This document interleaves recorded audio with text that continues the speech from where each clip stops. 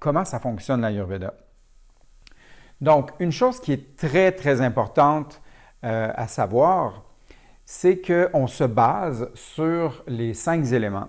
Sûrement que vous connaissez 4 éléments que tout le monde connaît comme étant la terre, l'eau, le feu et l'air.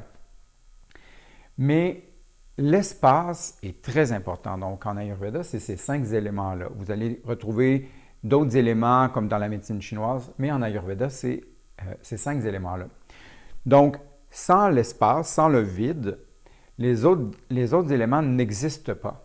Donc, c'est pour ça qu'on considère que les éléments, c'est la matière, c'est l'incarnation. Donc, on passe de l'élément éther où on a l'espace. Hein? Donc, dans cet espace-là où rien n'est présent, mais tout est possible, peut commencer à vouloir s'incarner. Donc, on veut s'incarner. Donc, on s'amène dans la matière. Dans cette matière-là, il peut y avoir une vibration qui éventuellement va créer peut-être un mouvement. Et ce mouvement-là va créer de l'air. Donc, l'air qui est l'élément, la phase gazeuse.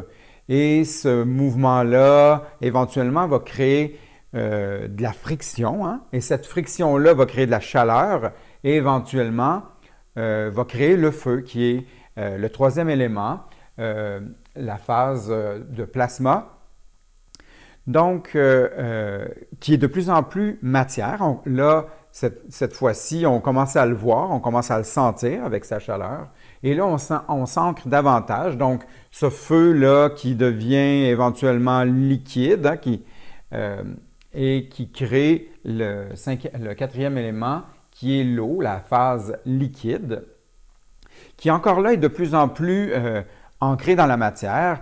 Cette fois-ci, on peut la toucher, on peut la prendre, pas nécessairement au début, dans sa phase encore chaude ou tiède, elle est encore liquide. Plus on la laisse se reposer, se refroidir, là, elle devient de plus en plus solide si elle devient froide, comme la glace. Hein? Donc, on peut la prendre. Et ensuite, encore dans l'ancrage, on va aller maintenant dans le dernier élément, la phase solide, donc les sédiments qu'on retrouve dans l'eau qui stagnent. Donc voilà les 5 éléments. Et ces éléments-là, on va les retrouver dans tout, hein, ce qui veut dire que autant dans le macrocosme, donc grand, et dans le microcosme.